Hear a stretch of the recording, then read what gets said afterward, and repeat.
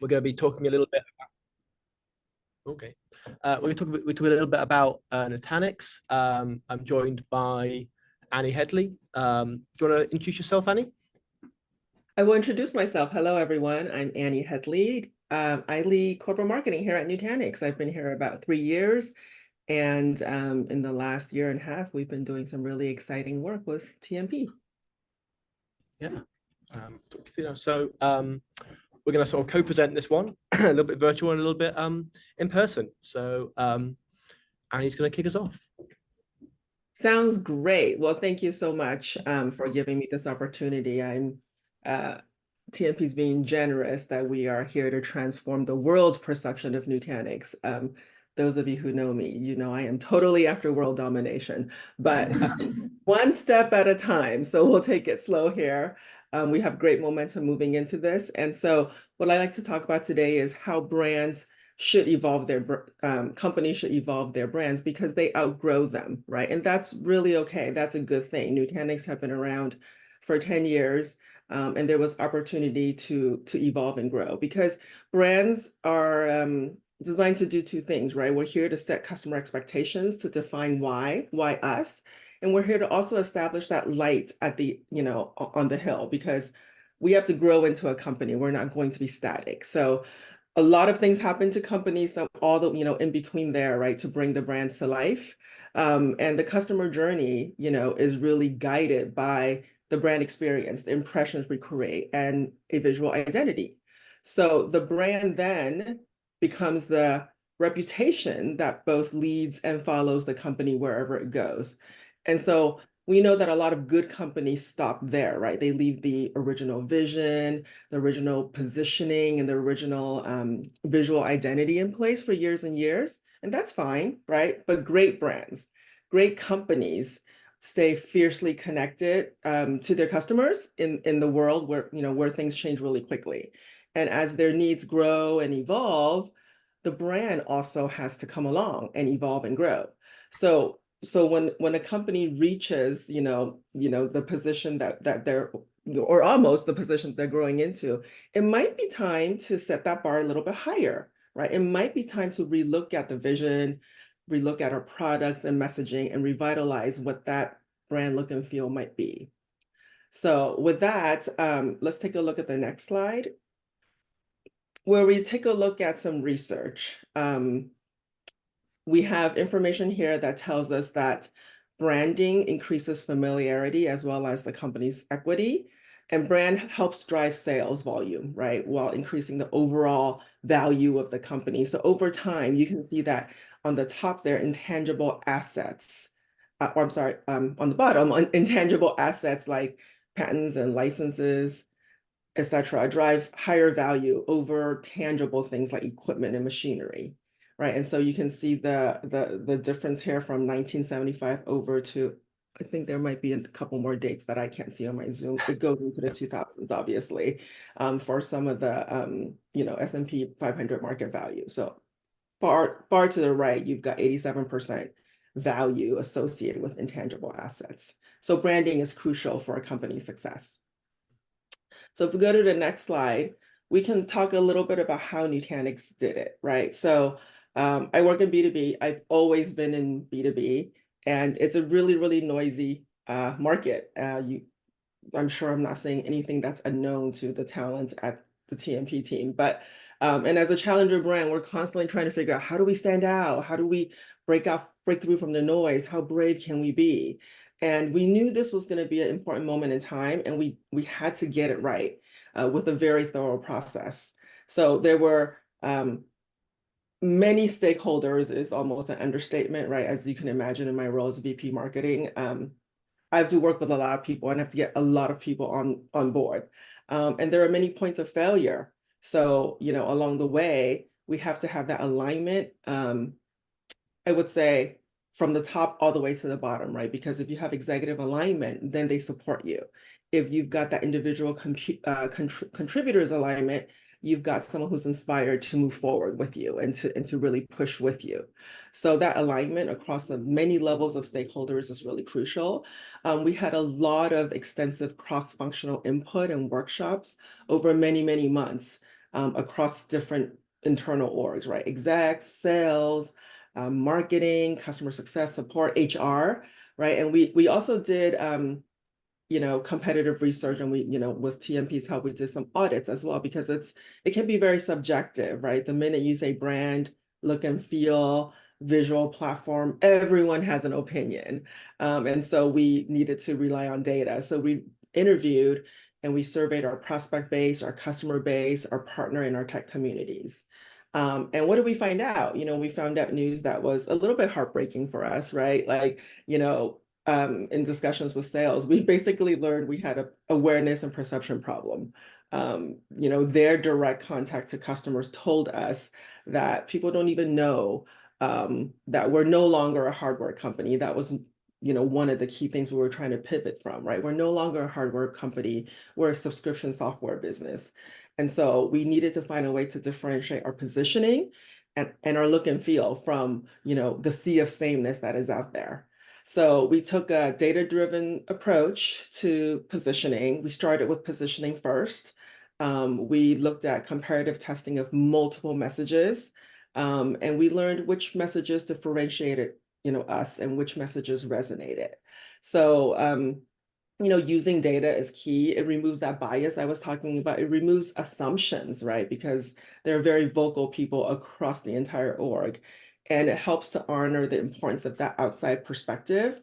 And it helps to honor the voices of customers and prospects and, partners and investors. We even went to the board of directors, right, when we were toward the end. So, getting everybody involved was, and getting data was really, really important as, as an insight that I would advise on to if you were to take on this project with a client. And then as a result of all of that, right, we are very, very confident that our story is very compelling, right? We developed a new positioning statement and we built our new narrative around that, right? The positioning statement is one platform to run apps and data anywhere. So we now have a very good story to tell. We know it resonates with customers, prospects, and partners. It breaks away from the sea of sameness that's out there. It's crisp, it's clear, and we can all, go out and represent the Nutanix brand consistently across the globe. And now that we're months beyond putting the story out there, we know it's working. We have some qualitative data points to consider, right? Analysts are calling us a hybrid multi-cloud company. In various media coverage, we're being referred to as a hybrid multi-cloud company. And so it's still, there's, again, back to Annie's world domination plan, there's still more work to be done and there's still more room. But the fact that it's coming back to us because, 2 years ago, we were not referred to as a hybrid multi-cloud company, right? People, we're an HCI company. We dabble in clouds. We're trying to make clouds invisible. We're trying to help your infrastructure. It just was too many messages, too many people saying too many things across all the different platforms. So now we've become a lot more crisp with this positioning. And then the visual language part of our brand comes next. And that's where I hand over to James. Thank you, Annie. So I didn't really say who I was earlier. So I'm James Holland. I'm Senior Creative Director here, and I sort of run the branding part of what we do. So as Annie said so eloquently, the rebrand was about shifting perceptions to embrace sort of, more innovative language, more innovative design, to create a platform for future growth. That's kind of what we're looking to do here, really. So we spoke to customers, we did a lot of audits, a lot of research, and we sort of tried to see how we can stand in the marketplace. And when we do branding here, we understand that really, your brand is not in a silo. Your brand is seen next to other brands. You really understand how people see the whole world of brands. So we looked at competitor brands to sort of inform our direction. And actually, this job really increased in scope when we started doing that. So initially, when we did a workshop with Annie and her team, looking at the Nutanix brand, but then we looked at, competitors, your VMwares, your Cisco HyperFlex, IBM Cloud, the big sort of takeaway was we all look the same. Everyone's the same. Like, this could be a slightly less cool version of these brands, frankly. Sorry, Annie. And it was really important that we sort of we needed to stand out, we need to differentiate. And doing that research, talking to the team, made everyone realize this is actually probably a bigger job than we thought it was, but we need to change more. So we run workshops where we look at, we call them you, your world, wider world. We look at their brand, we look at the competitor brands, and then we look at like best in class inspiration. Brands from different fields entirely who maybe strategically are saying the same thing. So if we want to be talking about this one place and simplicity, we look at brands who might convey simplicity in like other markets. And how do they do that? How do they have that story? Like, what are they talking about? And then we run workshops with the sort of wide team at Nutanix. So beyond the marketing team, we bring in sales, we bring in product. It's really important the brand works functionally for everybody. If it just works for the marketing team, it's probably going to fail and no one else is going to pick it up. So running that workshop, we effectively got some subjective and objective looks at the brand, because this is a brand we want Nutanix to love. Like, they have to love the brand itself. So it's all right to us, for us saying, this is the brand you need, but they don't like it, you know? They have to love it. So we look at, like, what are the trends? What are the things they love? So when we went to workshop, we looked at best in class brands. The team at Nutanix, they loved things that felt dark and slick and sophisticated, but had that pop of color to feel a bit more punchy. They love being warmer and having humanity, like in the field, in the marketplace. Your VMwares, your IBM clouds, they're very cold. They're cold brands. We want to have a bit of warmth in our tone. And then finally, clear and simple. Like, if we're being simple and clear, it's all about that one place. That's really important. It's also, I talk a lot about, what do you hate? That's really interesting for us. We need to know, like, what you guys as clients, what you hate, like what turns you off, what annoys you, what irritates you, because we can do the opposite of that. We can make it great. So we didn't want to look like another tech me too. We also didn't want to go too shouty and bright. Like, we could have gone super colorful, and I have no doubt that my design team would love to make this brand. But that's not the brand that Annie and her team want. So we're not going to do that. We're going to make this brand for them, the brand they need and one that works. And then we looked at color. Like, color was a huge part of this. Everyone, as Annie said, was a sea of sameness, quite literally blues and greens. We didn't want to go over here. Like, this is too uncomfortable. We can't make them a pink brand. It would have been fun, but it was just like too much of a move on from the blues. So we kind of ended up going into purple brand. It still feels tech, still feels digital. It has that sort of feeling of being advanced, but it's also a place where the team at Nutanix feel really comfortable. And we can bring in pops of these colors elsewhere. But I think the core idea was to go sort of slightly more the purple thing, the purple side. Then, before we go into like designing websites and designing ads and designing these things, we try to take a step back.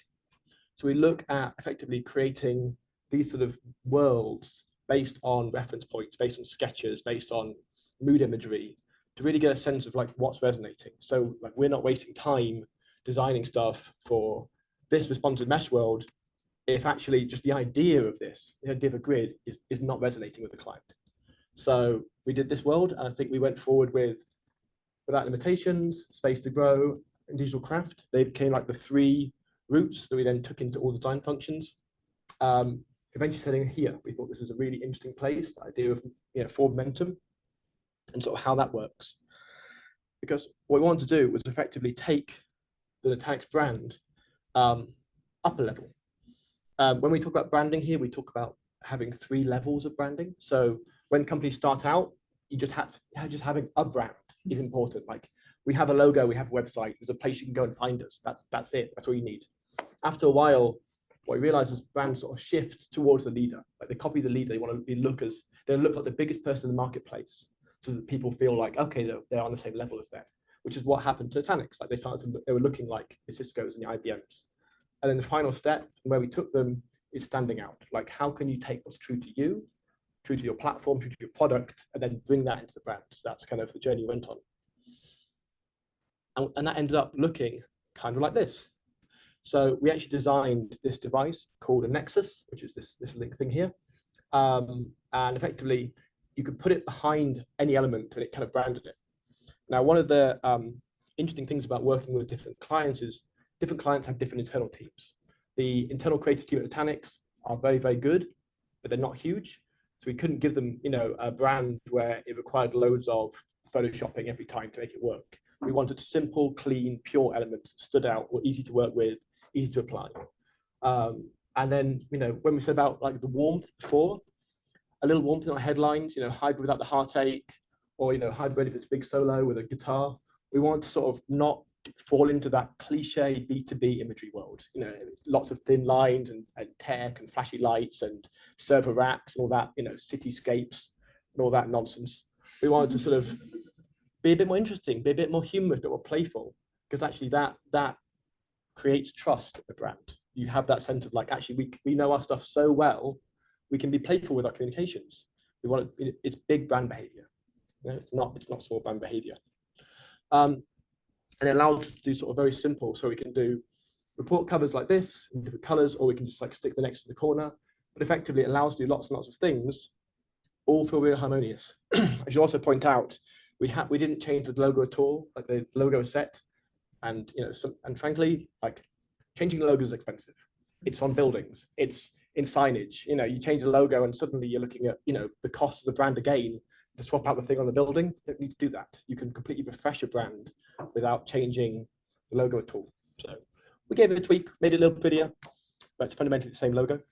And then the most important thing when you're launching any modern brand is to add motion, add something that gives it a bit of movement, a bit of sort of that thing to link to it. So we said before, we had this idea of forward momentum. This is the one-over video. So if this is going to play, no sound here, but this was when it launched. So we launched it in Chicago. This is .next. This is the big event that Nutanix run every year, and you can kind of see how the brand sort of came to life in this sort of physical space, in motion, in elements, in like stand and design.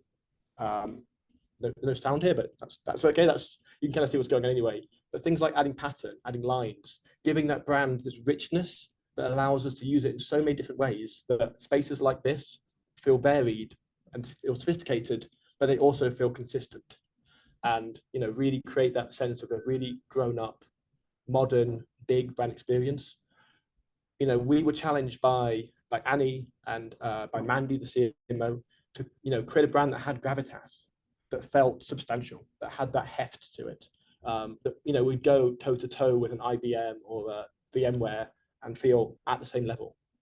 I think that's what we achieved. Like this whole event, which Annie and her team put on, was incredibly impressive. And it was, it's a real career highlight of mine, seeing a brand being brought to life in this sort of 50,000 square foot arena. And if I can just flick to the next page. There you go. That was kind of how it all looked. So it became this full brand world. Even Tony Hawk was impressed. Who gave the keynote. So I'm gonna go back to Annie now, and she can talk you through some of the amazing ways they've been bringing the brand to life and really living it. Yeah, so as James mentioned, the brand debuted. We had a sort of a very careful TikTok, right? We informed the company in April. We reviewed, sorry, I should say revealed the brand in April to the company, and so the assets started rolling out. We were, doing, social media, etc. But the real debut, we all knew that we were planning to, was our .next user conference in May. And so you just saw the highlight reel from that event. And since then, it's been about, 7-8 months. If we go to the next slide, you can see how we have now infused the brand into other parts of our world. I'm so proud to say this is our lobby, HQ. It's like they knew what I was doing. They like timed a renovation to the rebrand. And so literally we were renovating our lobby, and the rebrand assets have been available. And so Matt Boston, our creative director, who's on the call here, helped guide the facilities team to ensure that our building also lived our brand, and our building also showed up in a way that employees can embrace the new brand, because not everybody goes to .next, right? And so employees live it, feel it, see it every day. So this is our lobby.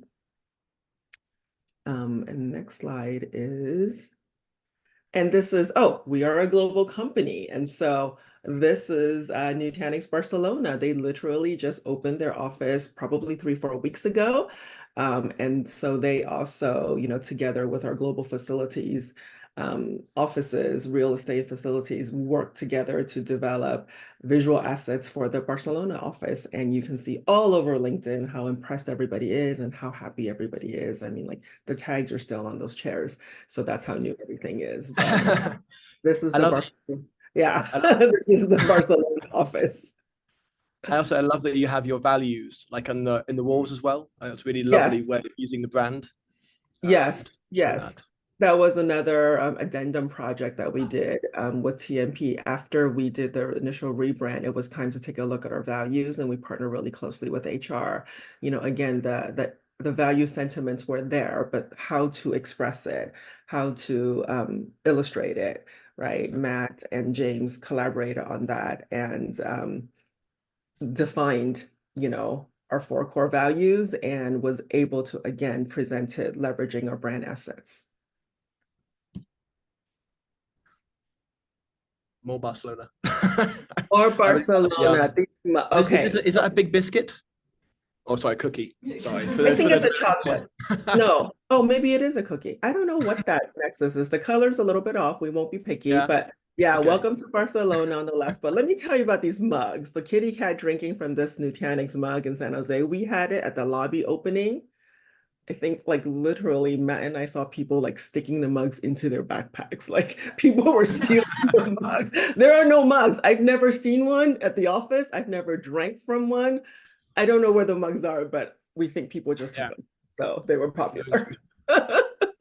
And so from officers into kind of taking it into events and taking things with them. Annie, do you want to talk to these? .next on tour?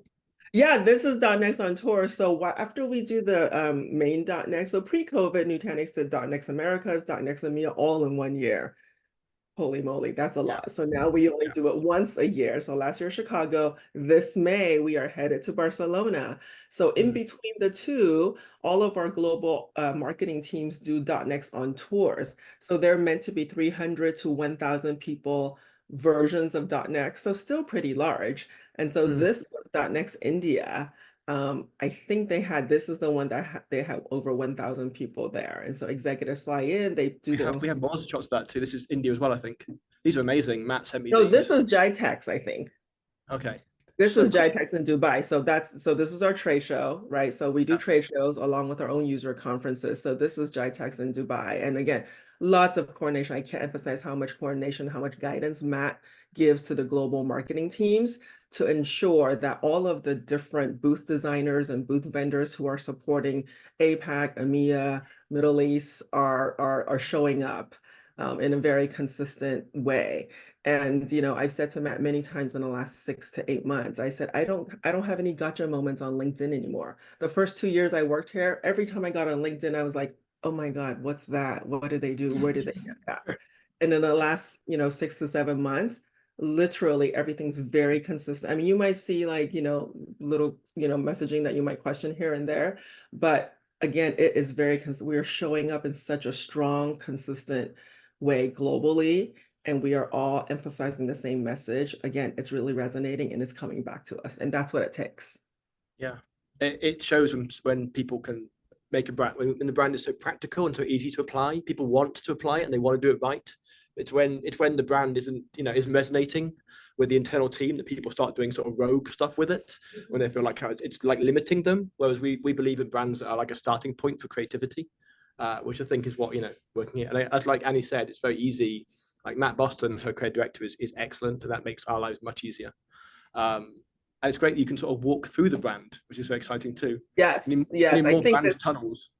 Yeah, India like pulled out all the stops. We couldn't manage this in Chicago. We'll try in Barcelona, but they literally built a Nexus tunnel, which Yeah. is amazing.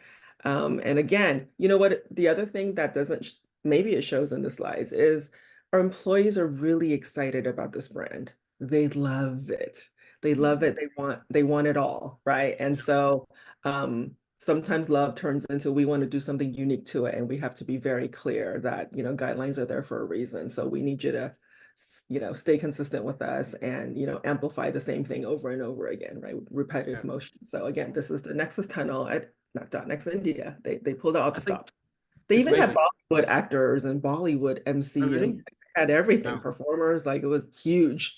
Yeah. I think more brands need like a hand movement, like they've started doing this like the Nutanix cross. I think that should be a thing we work with all our brands on. Like, okay, so what is going to be the sort of So this is the funny thing is this is a leftover from the Nutanix old brand, the X, right? There's two things that I'm trying to evolve the company away from. Number one, calling employees Newtons. I mean, I can't tell people stop. I just no longer use it. So everywhere I see it, I no longer use it. I also can't tell people to stop doing this X Wakanda forever thing because actually the new people who come into the office, like our chief HR officer who's been with us a little bit under 2 years, she literally asked me, she goes, "It looks like we're telling people no." And I said, "I know, but the original Nutanix employees who have been here from day one, this was their symbol." So you have a mixture of things happening within the company. Half the company, not half, whatever, a portion of the company still do it. The other portion are like, what? What are you guys doing? You're telling people no, So anyway, as I said, I don't do it, but I can't tell people because I don't want to break their spirit. But yeah, so India took it. They the symbol. And so we're constantly trying to evolve the brand too. So for the SKO, we actually started to visualize Nexus in the real world, sort of take it into customers' worlds, talking about the customer work with. It's just sales kickoff. So it's been really fun trying to find, for case studies and when we're talking about who we work with, we can literally put the symbol into their world, and it feels like that you get that sense of integration. So these were sort of key visuals we made for the sales kickoff. Vegas, I think it was. Yeah. Yes. And then, and then I think a couple more things, and then we're through. But I really wanted to show this. Do you want to talk to Investor Day, Annie? Yeah. So we knew we were going to Investor Day in September. And we wanted to really make a splash there. And our digital team procured the infamous NASDAQ tower at Times Square. And so we, again, worked with TMP to now, for the first time, visualize the brand in a space, the biggest space. This is now after .next. This was September, but the asset was actually developed for June. And then we had to postpone our Investor Day. So it was developed for this big format. And we played, I don't know, I think it was 7 times an hour for 12 hours. And so again, it's really getting our message succinct out there, right? Lots of visibility. Do we sell anybody anything while we were there in New York? No, but the people who attended Investor Day, as they walked by, they saw it was all about building momentum and communicating, along with the information we shared at Investor Day, that we're a bigger company. And we're not the same company that we were before. So it was a proud moment for the company. It went viral within the company. It went viral to us on social media across LinkedIn. And we're hoping to re-leverage this asset again, revisit it, since it's been a couple months. So you'll see it all over again shortly with the social team. Amazing. I ended on the probably my favorite brand, which is these amazing cycling shirts, which I absolutely love. I think these are just so wonderful. They're great. They're really fun. The brand is everywhere. The brand is everywhere. It's so good. It's so been lived so well. And that is all of it. That's what we're going to show today. So if anyone has any questions about the process we've been through, either to myself or to Annie, we'd love to hear them. It's Annie here. When you were actually going through, you mentioned that you were involved multiple stakeholders in the business. So, product, sales, and get everybody behind you. Was there a level of friction that you had to get over? So in those workshops, and then you got to consensus. Is there any sort of advice there? Was it dramatic, or was it very consensual? Uh, there's always a little bit of drama when you're dealing with sales. So I guess I would say that's where data comes in, right? You have to listen because sales talk to customers. You have to acknowledge their point of view. You have to hear them out. And then you have to do a little bit of marketing 101, right? What are we trying to accomplish? What's our objective? Because it's easy for people to say, well, they know us as a hardware company and I want to sell. So I'm just going to keep saying, this is what we do so I can sell you the thing. So we have to do a little bit of education on the strategic purpose of rebranding is to tell a consistent, holistic story globally. Imagine a world where when you walk in, the person, the company already know who you are, right? They're already warmed up for you. So you have to appeal to the salesperson's point of view, right? Imagine a world where they already know you, they're warmed up, and they want to hear more about our solution instead of, hi, I'm Joe from Nutanix, my company does this, right? I've already done that for you. If we are now, if we are good at communicating who we are and we are good with our awareness campaigns, they're either calling you because they want you to come to the RFP table, or when you walk in, they already know who you are. So once we got through that, the value of brand and awareness is to help sales, they were all in. So I hope that helps. Yeah, and it's great. I've done a similar exercise before, and it can be very emotive, and sometimes you underestimate how passionately people do things. Yeah. Brand. Yeah. Yeah. A lot of it was I found during the process, they just didn't understand.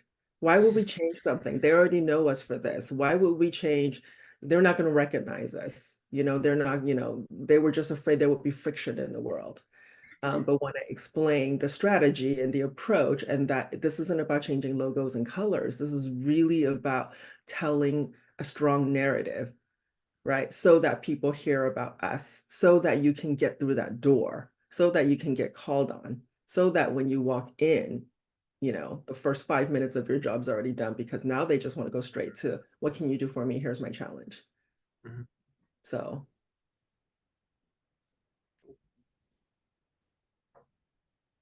Okay. Oh. I'm kind of fascinated by the fact that up front you said they wanted a more warm and human brand, and I think you just did a great job of like adding playfulness and things like that. But like, there's no photos, there's no humans. Like, I'm curious, how was that intentional from the start, or did you have to be sold on not having people ever in the branding, or like, I'd just love to hear a little bit about that. That's a great question. Can I go first, Annie?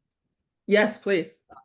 Okay, so so it's a personal thing. Yeah, I really hate putting people in pictures. I think it's often the laziest way of doing communications. Is like, we need to connect with people. Let's show people. I just think we're better than that.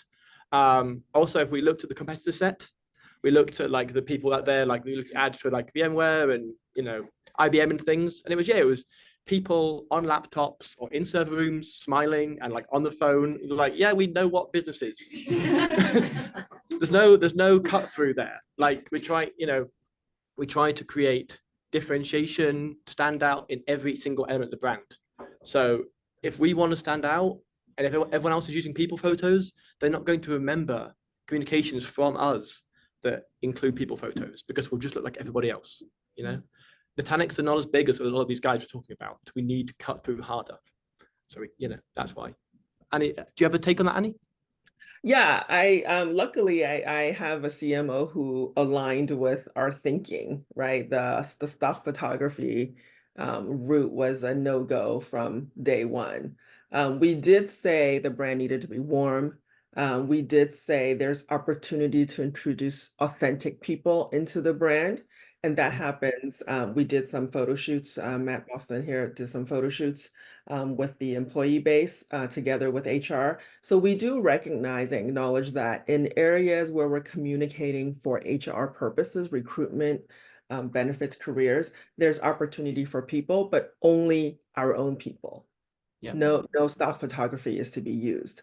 And so the company, I've not heard a peep about why don't I see a person planning their cloud infrastructure on our website? Like, not a peep. So, you know, again, maybe I just got lucky. You know, we started that way. CMO never asked us to look at people. She and I were aligned there. I talk a lot about sort of elements of humanity. So, you know, you can show humanity through a dropped ice cream cone or guitar or a shoe, or it's the things that we work with, the things that feel human and warm, the things that we engage with every day. That's how you bring humanity into it. Also, tone, like voice, super important. I think often we do a rebrand, we get very focused on the visuals, like making it shiny and pretty and whatever. The way we speak, evolving that, like thinking about messaging pillars, thinking about adding humanity that way, that's really important. And we are doing sort of warmer things now. There's other things we're working with Annie on that are bringing more into the brand. But yeah, I think, yeah, let's not fall back on stock photos.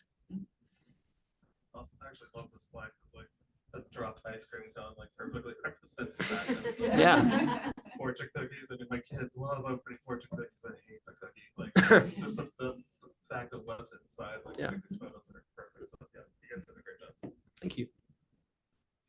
I know that you guys did a lot to evolve with messaging in the brand guidelines as well with the messaging pillars and the new framework. But how did you know when the language felt right? How did you get here and know that this was where you wanted to be? It's a great question. I guess it's really hard to define right. Yeah, I think once again the answer comes from research. Like we did a lot of research. We worked with an agency called Zoom Marketing to look at what resonated with customers, as Annie was saying. So we wanted messaging that really landed, but also from, you know, interviewing stakeholders at Nutanix. It was very clear that Nutanix are a warm, friendly company. They have incredible NPS scores, like over 90. Like people love working with them. They have this humanity that's coming through, and the experience of talking to their team on the phone should be the same experience of like going to the website or seeing the ad. You wanted that warmth, that voice to come through. So we really leaned hard into that. And yeah, we tried things out, we tested things, tried to get it right. Yeah, and I have, I'll add to your point, James. It's very accurate. As you can imagine, you know, when TMP comes to present or talk to, you know, participate in a workshop, lead a workshop, etc. I'm doing work on the back end that TMP may not see or hear, right? So I'm prepping people, I'm giving people advance notice, you know, setting expectations, etc. So one of the things that, you know, we say, you know, within Nutanix is, you know, we're trying to appeal to a higher level audience, right? Because instead of just talking to the IT decision makers, which then tends to get into the speeds and feeds of things, we're trying to show that we have a solution, right? We're trying to get the CIO, the SVP, the CTO, the CXO to respond and know that Nutanix would be a good business partner for all their, you know, bigger initiatives. And so one of the things that I've been saying at Nutanix is, I know we're a B2B company, and yes, B2C traditionally gets known and has the room for, you know, warmth, casual language, and, you know, a more aesthetically pleasing sense of appeal. But we're all human beings. That C-level and the IT decision maker and everybody in between is a human being. So they're people. And here I'll steal a line from Matt Boston, because Matt and I align on this. People think and buy with their hearts and their brains, right? So we are doing B2P marketing, business to people, whether you're, you know, B2B or B2C. But at the end of the day, what I set expectations for the brand, the rebrand, was that these are people, guys. We're just appealing to human beings. So business to people. You don't walk into a room and start doing, you know, start speaking in a really weird technical You're just, hey, we're here to help you. You know, customers want to know you can help them. So just normal everyday language will work. Of course, as you get deeper in the process, into the funnel, we, you know, the other thing we talk about a lot here is brand gen. Someday I will be famous for all these things that I say, but the, you know, connecting brand to demand is brand gen, right? Like, why are you over there doing a brand campaign? You got to make sure that the people you capture through the funnel, at the top of the funnel, gets taken all the way down. So investing in your brand will bring you awareness so that your demand gen campaign further down the funnel will convert at a higher rate. So it's brand gen. Gillian had a question. Hi, yeah. My question is, if you guys were to do this again, is there anything you would have done differently or you would do differently? I would love to hear both Matt Boston and James Holland answer that question, actually.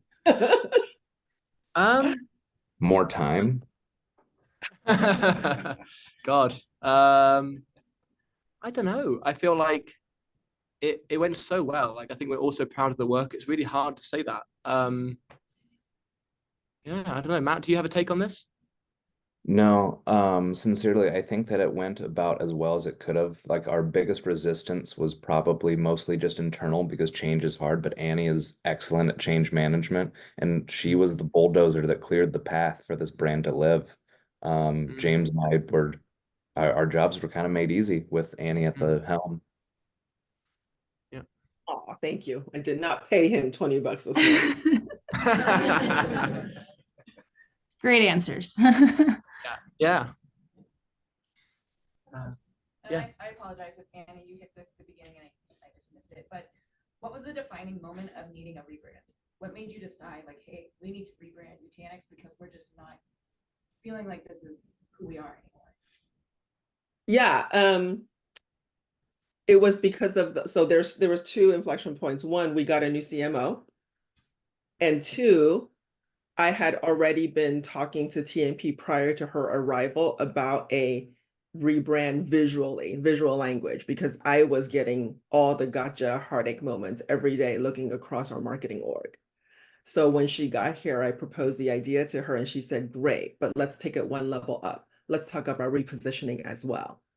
So I saw the brand, the language, the visual platform needing work, and she saw we needed to reposition.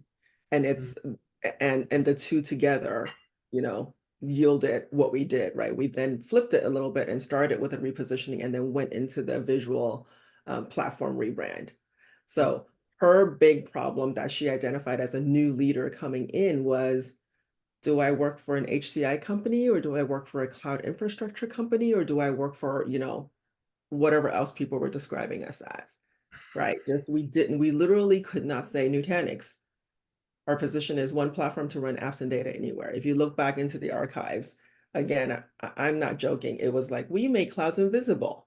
Your solution to invisible infrastructures, like, it just was, what do you do? We don't know what you do, right? So her outside-in perspective was like, I don't know what the company does. People think we're HCI, but you're telling me we want to be a hybrid multi-cloud company. How are we going to be a hybrid multi-cloud company when you don't tell people what that is and what we offer? So those were the inflection points, and that was April 2021. No, 22, April 2022. Okay. Well, oh yeah, you follow. One more question, James, it's for you. Sure. We see on the screen, we see like this peach color and this red color. But you said, in the beginning, like you wanted to go more purples, kind of. But I know you want to go the human route. So what are the rules of when you use this peach and red? So that's a really good question. So this is actually a slide showing the really earliest creative when we pitched this brand world to Nutanix originally. And if you look at some of the actual ways the brand's rolled out, like this stuff, we've gone much more into like leading on the purple. Like, we really wanted to own that.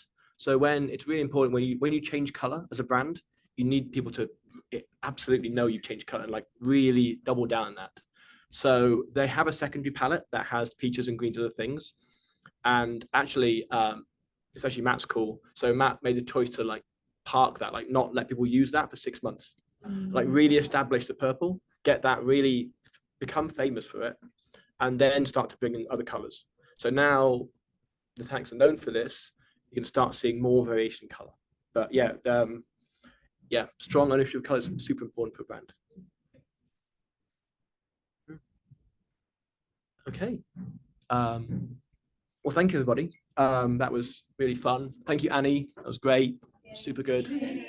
We love you. Thank And, yeah, thank you. Love you too. Hearts. Thank you for having me. Have a great day, everyone. Cheers. Thank you. Bye.